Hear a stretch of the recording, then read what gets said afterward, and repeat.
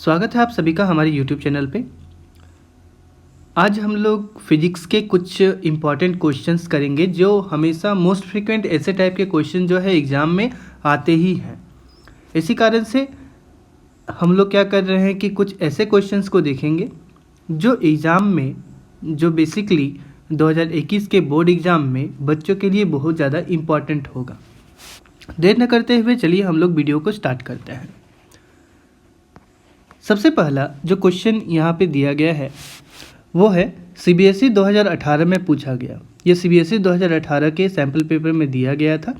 ये क्वेश्चन है कि the image of an object formed by a mirror, कि एक मिरर के द्वारा जो इमेज बनता है वो रियल है, इन्वर्टेड है और उसका मैग्नीफिकेशन -1 है। सबसे पहला बात कि जो इमेज का हम लोगों को नेचर दिया गया है वो इमेज का नेचर कैसा है, तो हमें पहले ही कह दिया गया कि इमेज का जो नेचर है वो है रियल, इन्वर्टेड और ये इसका जो मैग्नीफिकेशन है वो मैग्नीफिकेशन का वैल्यू हमें दिया गया है -1।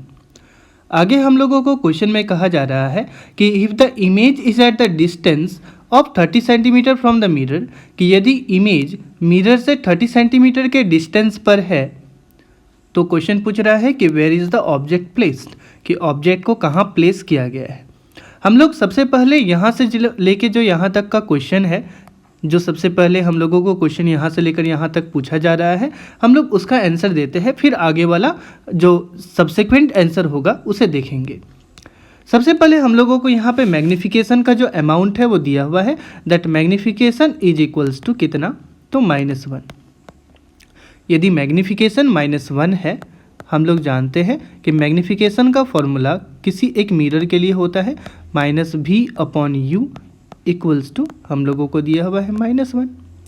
अब हम लोगों को क्वेश्चन में ही कह रहा था कि if the image is at the distance of 30 centimetre from the mirror, कि यदि इमेज जो बन रहा है वो मिरर से 30 सेंटीमीटर पे बन रहा है, मैग्नीफिकेशन नेगेटिव है, इसका मतलब रियल इमेज कौन बनाता है, तो हम लोग जानते हैं कि एक कॉनकेव मिरर बनाता है और उस कॉनकेव मिरर में जो इमेज है वो उसका मैग्नीफिकेशन कैसा है, तो नेगेटिव है, रियल इमेज है। इसका मतलब कि जो इमेज होगा वो हम लोगों को बनेगा कार्टेशियन प्लेन पर नेगेटिव एक्स एक्सिस की तरफ। इसका मतलब क्या हो गया कि जो इमेज का डिस्टेंस है that is the v, image का डिस्टेंस, वो इमेज का डिस्टेंस किस में होगा, तो नेगेटिव में होगा, that is -30 centimetre by using the new Cartesian sign convention property. अब सिचुएशन पे हम लोग क्या करेंगे कि वैल्यू को पुट करेंगे, -v that is -30 by u, जिसे हम लोगों को निकालना है, इक्वल्स टू -1। सॉल्व करेंगे देन u इक्वल्स टू क्या हो जाएगा, तो ये u का जो वैल्यू होगा -u is equals to 30, it means u का जो वैल्यू होगा वो होगा -30 सेंटीमीटर। मीन्स कि ऑब्जेक्ट का जो डिस्टेंस है वो क्या है, ऑब्जेक्ट का डिस्टेंस मिरर से 30 सेंटीमीटर के डिस्टेंस पर है। 30 सेंटीमीटर किधर, तो टूवर्ड्स द नेगेटिव साइड। हम लोग जानते हैं कि हमेशा ऑब्जेक्ट को मिरर से लेफ्ट की तरफ प्लेस करना होता है by using the new Cartesian sign convention property. उसके भी केस से हम लोग यहाँ पे देख सकते हैं कि जो ऑब्जेक्ट का डिस्टेंस है वो कितना है, तो -30 centimetre. This is the answer. हम लोगों को क्वेश्चन में पूछा ही जा रहा था कि where is the object place, तो ऑब्जेक्ट को प्लेस किया गया मिरर से -30 सेंटीमीटर। आगे इसी में क्वेश्चन में पूछा जा रहा है कि find the position of the image, कि इमेज का जो पोजीशन है वो बताना है if the object is now placed 20 centimetre towards the mirror, कि यदि ऑब्जेक्ट को अब हम लोग मिरर से 20 सेंटीमीटर में प्लेस करते हैं। अब जब हम लोगों को मिरर से 20 सेंटीमीटर में ऑब्जेक्ट को प्लेस करने पे पूछा जा रहा है कि उसका इमेज क्या बनेगा, उसका इमेज का जो पोजीशन होगा वो क्या होगा, मीन्स कि इमेज डिस्टेंस हमें पूछा जा रहा है। तो इसके लिए इस कॉनकेव मिरर को, जो हम लोगों को यहाँ पे कॉनकेव मिरर दिया जा रहा है, इस कॉनकेव मिरर का हमें फोकल लेंथ पता होना चाहिए। तो हम लोगों के पास जो वैल्यू है वो v का है, u का है, हम लोग इन दोनों वैल्यू से निकाल सकते हैं आसानी से क्या, तो फोकल लेंथ। जब हम लोग इन दोनों वैल्यू का यूज़ करके फोकल लेंथ निकालेंगे bye using the mirror formula, हम लोगों को क्या यूज़ करना है, तो हम लोगों का यूज़ करना है मिरर फॉर्मूला। यदि हम लोग मिरर फॉर्मूला को यूज़ करेंगे तो हम लोग जानते हैं कि मिरर फॉर्मूला होता है क्या, बाय मिरर फॉर्मूला हम लोग जानते हैं मिरर फॉर्मूला क्या होता है, तो 1/v plus 1/u equals to 1/f। अब हम लोगों को जो वैल्यू है वो दिया हुआ है और जो इमेज था वो -30 सेंटीमीटर पे था, तो हम लोग इमेज का जो वैल्यू होगा, इमेज का जो डिस्टेंस होगा उसको यहाँ पे बिठा देंगे, दैट इज़ -30 प्लस 1/u। तो 1/u का वैल्यू भी कितना आया है, तो -30 आया है, इक्वल्स टू क्या होगा, तो ये होगा 1/f। नाउ इसको सॉल्व करेंगे, इसको हम लोग लिखेंगे -1 upon 30 equals to 1/f, means कि 1/f is equals to -2 divided by 30, divide करेंगे तो आएगा 1/15। इट मीन्स दैट कि 1/f का जो वैल्यू आया वो आया -1/15, मीन्स कि जो f का वैल्यू होगा वो होगा -15 सेंटीमीटर। अब क्या है कि एक पार्टिकुलर मिरर है और वो पार्टिकुलर मिरर का फोकल लेंथ, तो हम लोग जानते हैं कि किसी भी पार्टिकुलर मिरर का जो फोकल लेंथ होता है वो हमेशा फिक्स्ड होता है। इसका मतलब कि ये जो कॉनकेव मिरर हम लोगों को दिया गया है इसका फोकल लेंथ कितना होगा, तो इस मिरर का फोकल लेंथ होगा -15 सेंटीमीटर। अब जब हम लोगों को मिरर का फोकल लेंथ पता चल गया तो हम आसानी से निकाल सकते हैं उस इमेज का पोजीशन। यदि ऑब्जेक्ट को 20 सेंटीमीटर पे प्लेस करेंगे तो ऑब्जेक्ट को अब कहाँ प्लेस करना है, तो 20 सेंटीमीटर में प्लेस करना है। मतलब कि अब हम लोगों को u दिया गया है, u का वैल्यू कितना है, तो 20 सेंटीमीटर है। तो चलिए u का वैल्यू हम लोग फिर से पुट करते हैं। तो अगेन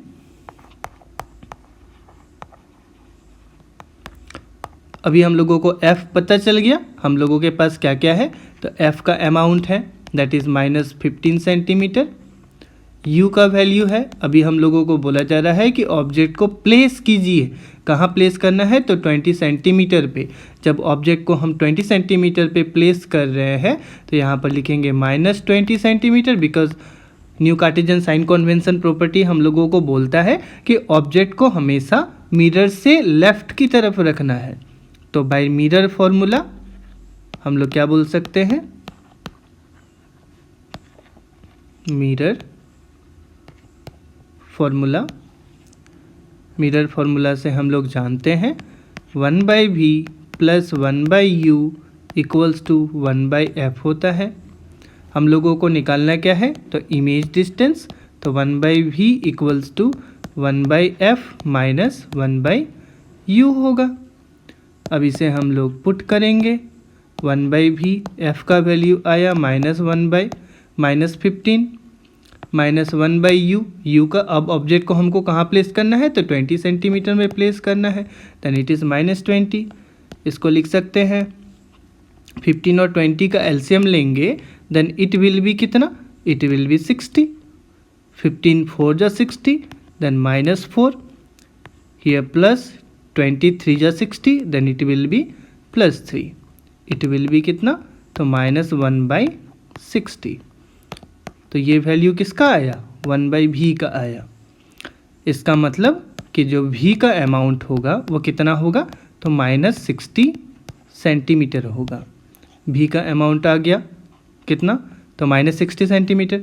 मीन्स कि ऑब्जेक्ट को हमें प्लेस करना होगा, कहाँ प्लेस करना होगा, तो -60 सेंटीमीटर पे, मतलब पोल से 60 सेंटीमीटर के डिस्टेंस पर। किधर, तो लेफ्ट की तरफ। अब हम लोगों को उसी में आगे क्वेश्चन पूछा जा रहा था कि what is the nature of the image obtained, कि जो इमेज हम लोगों को मिल रहा है उसका नेचर क्या होगा। तो इसके नेचर को पता करने के लिए हम लोग क्या करेंगे, मैग्नीफिकेशन निकालेंगे। तो नाउ हम लोग जानते हैं कि magnification that is m is equals to size of the image by size of the object is equals to image distance by object distance. Means कि हम लोग m इज इक्वल्स टू लिख सकते हैं -v/u। मैग्नीफिकेशन का जो amount होगा वो क्या होगा -v, तो -v यानी कि -60/u। तो u का अमाउंट अभी हम लोगों को कितना दिया गया था, तो -20 दिया गया था, ये दिया गया था। अभी हम लोग जस्ट वैल्यू को पुट किए थे, तो -60 ये हो जाएगा। इसका मतलब +60/-20, तो माइनस ऊपर चला जाएगा, 23 × 60, it means that it will be -3। Magnification का जो अमाउंट आया ये हम लोगों को नेचर देगा, तो नेचर ऑफ द इमेज कैसा हो जाएगा, सिंस मैग्नीफिकेशन नेगेटिव है इसका मतलब कि जो इमेज होगा वो होगा रियल, इन्वर्टेड, और मैग्नीफिकेशन का अमाउंट -1 से बहुत ज़्यादा है, इसका मतलब ये होगा मैग्नीफाइड। अब आगे हम लोगों को इसी में क्वेश्चन और भी पूछा जा रहा था, बोल रहा था कि justify your answer with the help of a रे डायग्राम, कि अपने आंसर को एक रे डायग्राम की मदद से जस्टिफाई कीजिए। तो अपने आंसर को जब हम लोग रे डायग्राम की मदद से जस्टिफाई करेंगे तो हम लोग इसके लिए क्या करेंगे, सबसे पहले एक कॉनकेव मिरर लेंगे। तो हम लोगों के पास मान लेते हैं ये एक हम लोगों के पास कॉनकेव मिरर है। कॉनकेव मिरर का ये हम लोगों का क्या हो जाएगा, तो इसको हम लोग पॉलिश सरफेस बोलेंगे। इस पॉलिश सरफेस में ये हो गया इसका principal axis. The central point of the mirror is called the pole, इसे हम लोग कहेंगे यहाँ पर फोकस, और ये वाला हो जाएगा सेंटर ऑफ कर्वेचर। हम लोग ऑब्जेक्ट को कहाँ रखे थे, -20 सेंटीमीटर पे। फोकल लेंथ कितना था, -15 सेंटीमीटर। इसका मतलब कि ऑब्जेक्ट को रखा गया है C और F के बीच पर। जब C और F के बीच पे हम लोग रखेंगे तो ये क्या करेगा, ये जो ऑब्जेक्ट है इसको हम लोग मान लिए A B, ये एक parallel ray of light eject करेगा which is parallel to the principal axis. After reflection it will pass through, कहाँ से पास होगा, we know that it will pass through the focus, because पहला हम लोगों को जो प्रॉपर्टी है स्पेशल रे डायग्राम का यही बताता है। जो दूसरा रे है वो या तो पोल से पास हो सकता है या तो फोकस से पास हो सकता है। हम लोग फोकस से पास कर सकते हैं। जानते हैं कि a ray of light which is passing through focus will be parallel to the principal axis. तो ये प्रिंसिपल एक्सिस का क्या होगा, पैरेलल होगा। अब यदि ये प्रिंसिपल एक्सिस का पैरेलल है तो हम लोग क्या बोल सकते हैं,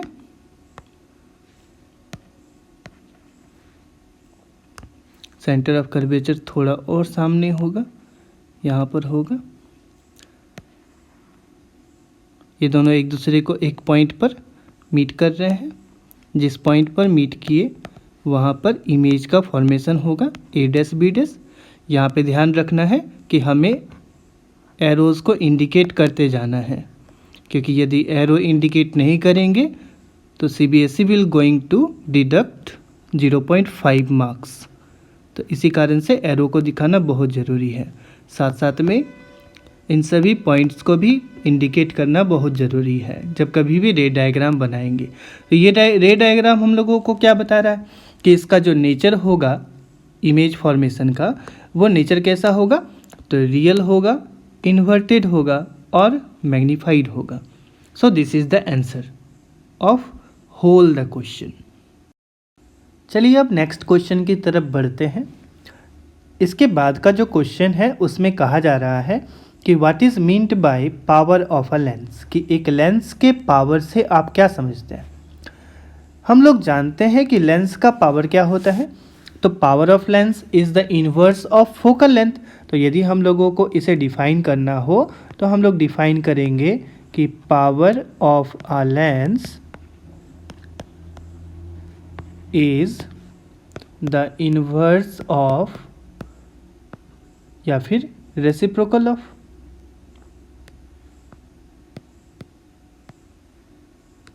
इज द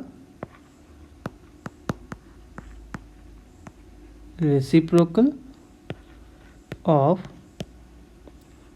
फोकल लेंथ।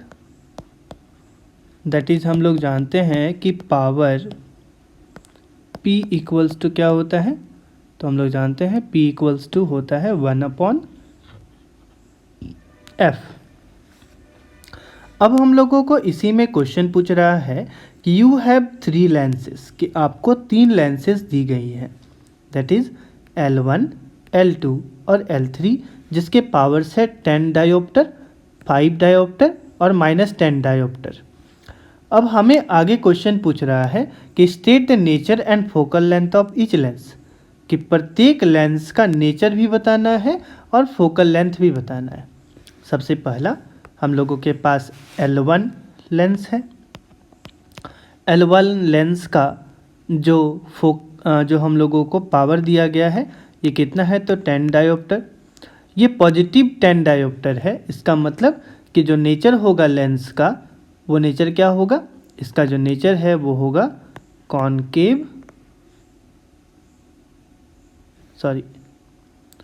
नहीं होगा, कॉन्वेक्स लेंस होगा, कॉन्वेक्स लेंस। क्योंकि हम लोग जानते हैं कि कॉन्वेक्स लेंस का पावर पॉजिटिव होता है। इसका फोकल लेंथ हम लोग निकालेंगे तो पावर दिया हुआ है L1 का, इसका मतलब कि जो P1 का वैल्यू है वो हम लोगों को दिया हुआ है कितना, तो 10 डायोप्टर। तो P1 is equals to 10 dioptre. It means that 1/f equals to 10। मतलब कि f इज इक्वल्स टू क्या हो जाएगा, तो 1/10 होगा। 1/10 का मतलब 0.1 मीटर। 0.1 मीटर का मतलब कितना सेंटीमीटर, तो 0.1 इंटू 100, इट मीन्स कितना, तो 10 सेंटीमीटर। मतलब कि L1 लेंस का जो फोकल लेंथ है दैट इज f1 वो कितना आया, ये आया 10 सेंटीमीटर। अब आगे हम लोगों को इसी क्वेश्चन में फिर पूछ रहा है कि तीनों का नेचर भी बताना है और तीनों का फोकल लेंथ भी बताना है। यदि तीनों का नेचर देखेंगे तो L2 लेंस का, अगेन जो हम लोगों के पास लेंस 2 है, ये लेंस 2 का जो हम लोगों का पावर दिया है वो है +5 डायोप्टर। तो लेंस 2 है +5 डायोप्टर। यदि प्लस में है तो ये कॉन्वेक्स लेंस है, यानी कि P2 दिया हुआ है कितना, 5 डायोप्टर। P2 का मतलब 1/f2 इज इक्वल्स टू 5 दिया हुआ है। तो f2 कितना हो जाएगा, f2 हो जाएगा 1/5। 1/5 का मतलब 0.2 मीटर। 0.2 मीटर को यदि सेंटीमीटर में एक्सप्रेस करें तो क्या लिखेंगे, f is equals to 0.2 into 100, point हटाएंगे 10, इट मीन्स f2 का जो वैल्यू होगा वो कितना होगा, तो 20 सेंटीमीटर होगा। मतलब कि जो दूसरा लेंस है दैट इज़ L2 उसका फोकस कितना होगा, तो 20 सेंटीमीटर होगा। अब आते हैं L3 पर। जो L3 है वो हम लोगों को -10 डायोप्टर दिया गया है। -10 डायोप्टर यदि L3 है तो now L3 is equals to -10 dioptre. यदि माइनस है इसका मतलब कि लेंस कैसा होगा, लेंस होगा कॉनकेव लेंस। यदि लेंस कॉनकेव लेंस है तो इसका पावर निकालेंगे, that is P3।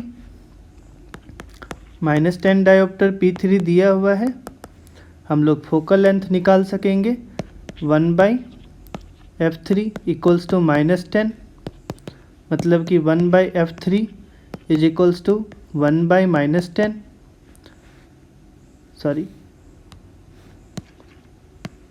F3 is equals to 1/-10, यानी कि F3 इज इक्वल्स टू कितना हो जाएगा, ये चूँकि मीटर में है, सेंटीमीटर में एक्सप्रेस करना हो तो 100 से मल्टीप्लाई करेंगे, तो 100/-10 हो गया, 10 10 जा 100, मतलब कि फोकल लेंथ होगा -10 सेंटीमीटर। ये फोकल लेंथ हुआ किसका, तो F3 का, दैट इज़ L3 का फोकल लेंथ -10 सेंटीमीटर आ गया।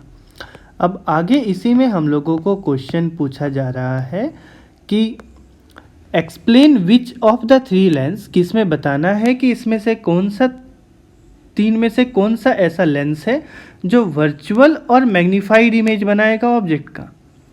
अब सिचुएशन कैसा है कि इमेज का वो वर्चुअल और मैग्नीफाइड बनाएगा। इमेज वर्चुअल और मैग्नीफाइड कब बनता है, हम लोग जानते हैं कि इमेज वर्चुअल और मैग्नीफाइड उस समय बनता है जिस समय लेंस कॉन्वेक्स लेंस हो, क्योंकि कॉनकेव लेंस में जो इमेज है वो कैसा बनता है, तो वर्चुअल और डिमिनिस्ड बनता है। कॉनकेव लेंस हमेशा जो इमेज का फॉर्मेशन करता है वो कैसा होता है, तो वर्चुअल और डिमिनिस्ड। बट जो कॉन्वेक्स लेंस है वो अपना एक पोजीशन पर इमेज का फॉर्मेशन कैसा करता है, तो वर्चुअल और मैग्नीफाइड करता है। कब, जब हम लोग ऑब्जेक्ट को ऑप्टिकल सेंटर और फोकस के बीच में रखते हैं। सिचुएशन में बोल रहा है कि ऑब्जेक्ट को 15 सेंटीमीटर फ्रॉम द लेंस में प्लेस कर रहे हैं, तो इसके लिए रे डायग्राम बनाना है। अब दोनों के केस में यहाँ पे हम लोगों को बोल रहा है which of the 3 lenses will form a virtual image, इसमें से कौन 3 लेंसेज में से कौन वर्चुअल इमेज बनाएगा। तो वर्चुअल इमेज कौन बना रहा है, वर्चुअल और मैग्नीफाइड इमेज कौन बनाएगा, तो 10 डायोप्टर वाला और +5 डायोप्टर वाला। अब जब 10 डायोप्टर और +5 डायोप्टर वाला वर्चुअल इमेज बना रहा है तो दोनों के लिए हम लोगों को अलग अलग इमेज का फॉर्मेशन करना पड़ेगा विद द फोकल लेंथ, है ना, फोकल लेंथ के साथ। अब सिचुएशन हम लोगों के पास L1 के लिए और L2 के लिए है, तो L1 तो 4L1, मतलब कि हम लोगों का जो पीछे वाला आंसर है वो पीछे वाला आंसर क्या होगा कि L1 and L2 forms the virtual, L1 and L2 forms the virtual and magnified image, कि L1 और L2 जो है वो वर्चुअल और मैग्नीफाइड इमेज बनाता है। क्यों, because they are convex, they are convex lens, है ना, कि वो कॉन्वेक्स लेंस थे। जैसा कि अभी हम लोग पीछे देख चुके हैं कि पॉजिटिव साइन का मतलब कि वो लेंस क्या होगा, कॉन्वेक्स होगा। नेगेटिव साइन का मतलब कि वो लेंस कैसा होगा, तो कॉनकेव होगा, है ना। अब हम लोग इमेज फॉर्मेशन देखते हैं कॉन्वेक्स लेंस पे। तो फॉर L1, सबसे पहले L1 के लिए, L1 के लिए कैसा होगा, सबसे पहले हम लोग लेंगे एक कॉन्वेक्स लेंस, ये इसका हो गया प्रिंसिपल एक्सिस, इसको मिडिल से यदि बांट दे तो हम लोगों को मिल जाएगा ऑप्टिकल सेंटर, दैट इज़ यहाँ पर, है ना। इधर है हम लोगों का F1,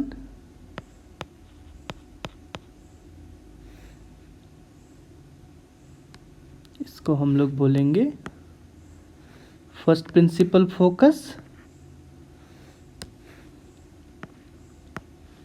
और इधर वाला हो जाएगा सेकंड प्रिंसिपल फोकस, और ये हो जाएगा सेकंड फोकस, है ना। अब हम लोग क्या कर रहे हैं, ऑब्जेक्ट को ऑप्टिकल सेंटर और फोकस के बीच रख रहे हैं। सबसे पहला सिचुएशन क्या था, सिचुएशन था कि ऑब्जेक्ट को हम प्लेस कर रहे हैं कहाँ पर, तो 15 सेंटीमीटर फ्रॉम द लेंस। दोनों का फोकल लेंथ पहले देखते हैं। एक का फोकल लेंथ है 10 सेंटीमीटर का और एक का फोकल लेंथ है कितना, तो एक का फोकल लेंथ है 20 सेंटीमीटर का।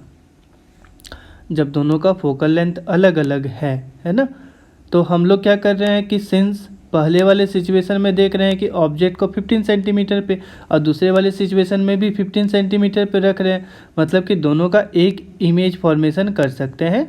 तो फॉर L1 एंड L2 दोनों के लिए एक ही इमेज का फॉर्मेशन होगा। हम लोग क्या किए, ऑब्जेक्ट को यहाँ रखें, दैट इज़ ए बी। ये क्या करेगा कि एक पैरेलल रे इजेक्ट करेगा which is parallel to the principal axis, then after refraction it will pass through focus, that is the first special ray diagram, है ना। यहाँ पे इमेज नहीं बनेगा, थोड़ा सॉरी, इसको दूसरी जगह पे बनाते हैं।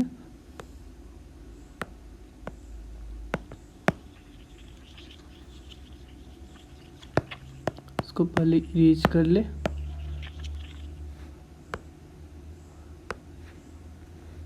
क्योंकि इमेज बहुत बड़ा बनेगा, मैग्नीफाइड बनने वाला है, इसी कारण से। ये हो गया कॉन्वेक्स लेंस, ये प्रिंसिपल एक्सिस। हम लोग ऑप्टिकल सेंटर को डिफाइन कर लिए, दैट इज़ यहाँ पर ऑप्टिकल सेंटर होगा। It is first principal focus, it is second principal focus, it is second focus, it is second focus dash and it is second focus. Object को रखे हैं focal length और optical centre के बीच में। It will eject a parallel ray of light which will pass through focus, जो focus से pass होगा। दूसरा रे ऑफ लाइट को हम लोग पास करेंगे थ्रू द ऑप्टिकल सेंटर, है ना। कहाँ से, तो ऑप्टिकल सेंटर से। सिंस हम लोग देख रहे हैं कि आगे बढ़ने पर इमेज जो है धीरे धीरे क्या हो रहा है कि जो दोनों रेज है that is the refract emergent रे, है ना। ये एमर्जेंट रे क्या कर रहा है कि आगे अपना जो डिस्टेंस है वो इंक्रीज कर रहा है। इसका मतलब ऐसा लगेगा कि पीछे की ओर आने पर किसी एक जगह वो एक दूसरे से मीट करेंगे। यदि दोनों पीछे में किसी एक जगह पर मीट कर रहे हैं तो जिस जगह पे मीट करेंगे वहाँ पे ही इमेज का फॉर्मेशन होगा। तो इस जगह पर इमेज बना, कहीं पे भी बन सकता है, that depends on the length, है ना। जरूरी नहीं कि सेकंड फोकस पे बने। It is A B. याद रखना है कि एरो साइन को इंडिकेट करना बहुत ज़रूरी है, बिकॉज यदि आप एरो इंडिकेट नहीं करते हो then CBSE will going to deduct 0.5 marks. So this will be the ray diagram for that question. Next अगला एक फिजिक्स का क्वेश्चन है, चलिए इसे ध्यान से देखते हैं। क्वेश्चन कह रहा है कि द फिगर बिलो, कि जो नीचे फिगर दिया गया है ये 3 सिलेंड्रिकल कॉपर कंडक्टर्स को दिखाया जा रहा है जिसके साथ उसके फेस एरियाज इंडिकेट किए गए हैं और लेंथ इंडिकेट किया गया है। क्वेश्चन पूछा जा रहा है कि compare the resistance and resistivity of 3 conductor, कि तीनों कंडक्टर के रेजिस्टेंस को कंपेयर करना है और रेजिस्टिविटी को भी कंपेयर करना है एंड जस्टिफाई करना है अपने आंसर्स को। चलिए सॉल्व करते हैं। जब इसे हम लोग सॉल्व करेंगे तो सबसे पहला हम लोगों के पास सिचुएशन है ए नंबर का। ए नंबर का सिचुएशन में हम लोगों को जो लेंथ है वो L दिया गया है और एरिया ऑफ क्रॉस सेक्शन दिया गया है A। इसका मतलब कि जो रेजिस्टेंस होगा कंडक्टर का वो क्या होगा, R equals to rho L upon A। ये पहला वाला सिचुएशन हुआ, मतलब कि जो फिगर A दिख रहा है उसमें हम लोगों को ये आंसर मिलेगा। जो फिगर हम लोगों को B दिया गया है उसमें लेंथ जो है वो 3L है और एरिया है A/3।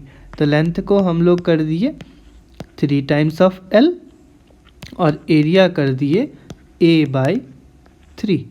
यहाँ पर हम लोग ऊपर वाले क्वेश्चन पर इसका जो आंसर है उसमें हम लोग क्या करेंगे कि कैपिटल L और कैपिटल A का इंडिकेट करेंगे, क्योंकि वहाँ पे हम लोगों को कैपिटल L और कैपिटल A के बारे में दिखाया जा रहा है। तो यहाँ लिखेंगे कैपिटल L। नेक्स्ट नीचे वाला क्वेश्चन में हम लोग इसका रेजिस्टेंस निकालते हैं। इसका रेजिस्टेंस आएगा, सिंस हम लोग जानते हैं कि R equals to rho L upon A, इसका मतलब रो L की जगह 3 टाइम्स ऑफ L, ये होगा A/3। 3 ऊपर चल जाएगा, 9 times of rho L upon A। यही तो था जो पीछे R था, यानी कि ये जो नया आर डैश आया वो ओरिजिनल रेजिस्टेंस का 9 टाइम्स हो जा रहा है। मीन्स कि यदि हम लोग लेंथ को 3 गुना और एरिया को 1/3 कर दे तो ऐसे केसेस में जो नया रेजिस्टेंस होगा वो पुराने वाले रेजिस्टेंस का 9 टाइम्स हो जाएगा। इट मीन्स करंट का अमाउंट और ज़्यादा घट जाएगा क्योंकि रेजिस्टेंस बढ़ रहा है। अब आगे हम लोगों को थर्ड वाला में दिया गया है, लेंथ को हम लोग 1/3 कर रहे हैं और एरिया को 3 गुना बढ़ा रहे हैं। जो हम लोगों को फिगर सी दिया गया है इसमें हम लोग लेंथ को जो हमारे पास L है उस L का अमाउंट को हम लोग क्या कर रहे हैं L/3 कर रहे हैं और एरिया को 3A कर दे रहे हैं। देयरफॉर रेजिस्टेंस हो जाएगा, हम लोग जानते हैं रो L/A। बिठाएंगे रो L के जगह हो जाएगा L/3, एरिया के जगह हो जाएगा 3 टाइम्स ऑफ A।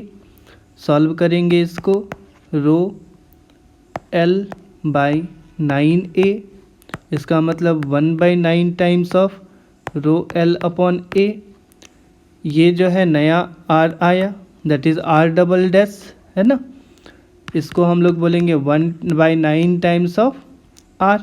ये R डबल डैश यानी कि जो नया रेजिस्टेंस आया है ये ओरिजिनल रेजिस्टेंस का 1/9 टाइम्स हो जाता है। नेक्स्ट हम लोगों को इसी में क्वेश्चन पूछ रहा था कि उसके रेजिस्टिविटीज़ को भी कंपेयर करना है। जब बात रेजिस्टिविटी की आ जाती है तो हम लोग जानते हैं कि कोई एक particular cross section of conductor पे जो नेचर ऑफ द मटेरियल है उस पे रेजिस्टिविटी डिपेंड करती है, लेकिन उसके लेंथ पर कोई डिपेंडेंस नहीं होता, उसके एरिया पे कोई डिपेंडेंस नहीं होता। इसका मतलब कि जो फिगर ए है और जो फिगर बी है और जो फिगर सी है उन तीनों का रेजिस्टिविटी हमेशा ही सेम रहेगा, प्रोवाइडेड दैट हम तीनों को सेम टेम्परेचर पे मेंटेन कर रहे हैं।